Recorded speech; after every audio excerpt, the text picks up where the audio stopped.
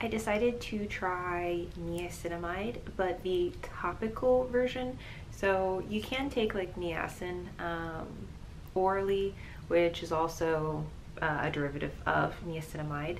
But I wanted to do it topically because like I felt like one, I wanted to lighten some acne marks on my skin, and two, also like act as defense for future marks. And this one, like, it sold me because not only was it like the highest amount of niacinamide, which is like 20% that I could find on Amazon, like I saw some other ones, but also this has 4% of zinc in it, and then it also has hyaluronic acid. So I was like, ooh, that serum has everything. So yeah, this is the one that I bought, and I also think this one was pretty well priced. So the other one, so this is like the second one I was going to buy because I couldn't make up my mind. Like when you look up these serums, like the most popular one you'll hear about is the one by, it starts with an H. It's like, is it by Humble? Let me try to find it really quick.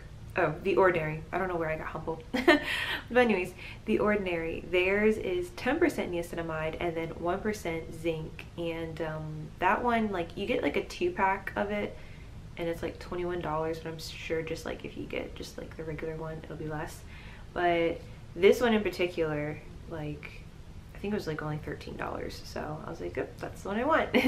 So basically I've been using it for over a week now, so I think like 9 days or so. And so while on my face, like I felt like it was helping, but also for like 6 of the 9 last days I'd been going to bed with like my makeup on every single night.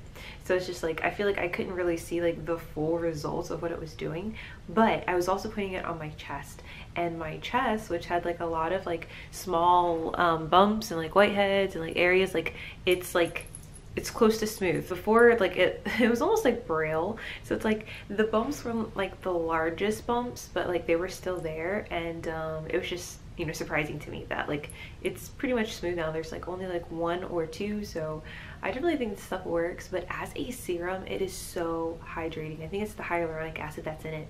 So as far as this being 20% niacinamide versus the majority you'll find, like when I was doing my research on the market, they're usually like around 10% or less. So to be honest, would you need 20%? I don't know. I just, in my mind, it was like, okay, the stronger, you know, the more serious it'll be. But in all actuality, there's still some other brands like The Ordinary, which is definitely like a lot of people like left reviews, a lot of people liked it, a lot of people recommended it. You know, that one at being only 10%, people were still getting the results they wanted. So for the niacinamide serum, while it will lighten up spots, like this isn't the most aggressive lightener. So if you're looking for something for your face in particular, my face is already lighter than my body, so I didn't want anything super serious. But if you were looking for something, I would highly recommend doing like a 30%, so like a high percentage of vitamin C. A lot of, not only dermatologists, but just people who work with skin in general, like if you have any type of burn scars or like, you know, newer scars, they highly suggest before doing any type of like laser fit therapy, just go ahead and get like a really extra strength vitamin C.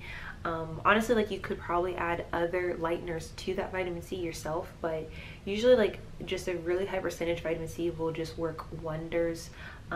Yeah, your face might feel a little bit at first because like it'll help with cell turnover.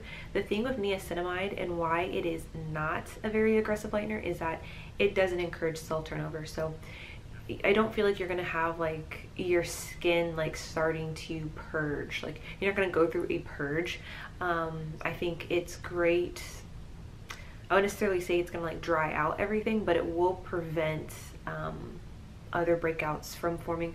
Like I said, on my face, it's really hard for me. Aside from it making my face smoother, obviously I noticed that, and the hydration. Some days like I'll put on the serum and then I'll forget to even put on my like moisturizer because like this does such a great job, though I still suggest like you put on moisturizer.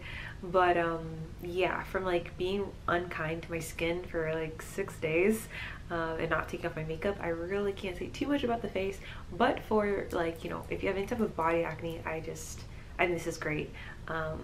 And also if you're trying to like lighten something like your neck, and I don't know, I think there are certain areas in your body that are more sensitive. So it's like the creams and stuff that we would use on our body aren't necessarily something that we would use close to our face or even on our face. And so just getting other products that aren't going to be as harsh, I think will be really, really beneficial. Of course, like I said, this isn't just straight niacinamide. And when it comes to like niacinamide, like lightening things, like areas, whether it's like a melasma or hyperpigmentation, like it's more so you'll see the results like after like 6 weeks or more. So this isn't just like a pretty quick thing. Like with like a high percentage of like vitamin C or something like that, as a topical, let me throw that out there, using like a vitamin C serum. So don't just like start taking orally vitamin C. Like if you want to see like lightening on your, I don't know, it could be on your lips, it could be on like a scar, it could be on hyperpigmentation, so like maybe something like around your thighs, you'll definitely get great results using the serum. As far as taking it orally, I don't know. I know like it helps for if you're taking other supplements like glutathione or MSM. As far as for the topical, that's really where the magic happens. The vitamin C serum that I was using when I was trying to lighten my lips was from, it had like the elephant on it. Is it elephant? What is it called? Okay, drunk elephant. Oh, guys, my mind is just like not working today. But this one, I'm trying to see what the strength was. Also, I'm dog sitting. Really, Sophie? And the window's open and she sees people.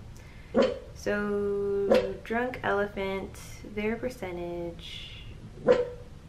Sophie.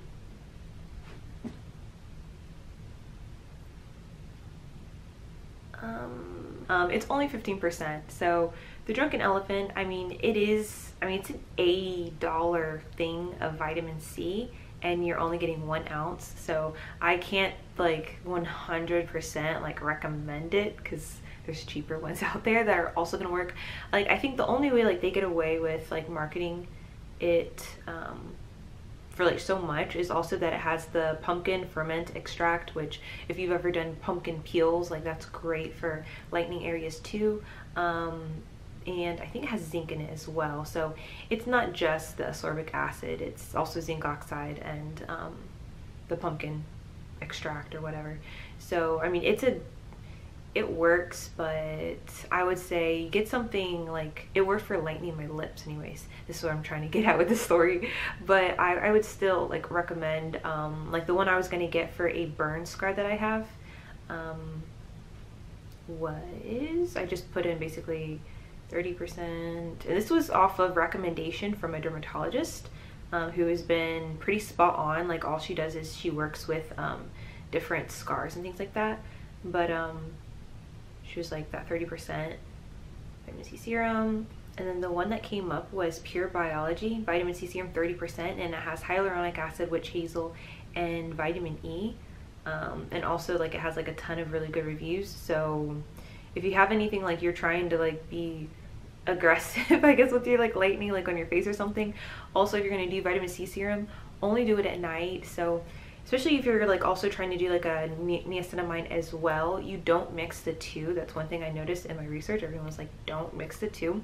You could still do your like the niacinamide serum, like even with this being 20%, easily I use it in the morning and at night. But if you're someone who's using vitamin C serum as well, you just definitely use the vitamin C serum at night. It will make your skin more sensitive to the sun, but also just like don't mix it with this, like, so don't layer them. I would just do the niacinamide in the morning. That's safer during daytime. And then even if you're just using like a 15% vitamin C, like still only use it like at night, but or just use only vitamin C. Like it's up to you. It just depends on like where your problem areas are. But the vitamin C, you know, you might have some stinging. Like vitamin C, like it is more aggressive, so this is just like easing your way into it. But I mean, obviously I recommend both, but you just have to understand, just don't mix the two and you should just be fine. But I will check in with you guys in a couple weeks. So, you know, as I'm taking more care of my skin, taking off my makeup every day and things like that, and I'll let you know how it does. But like so far, just like for using it on my body, I'm really impressed.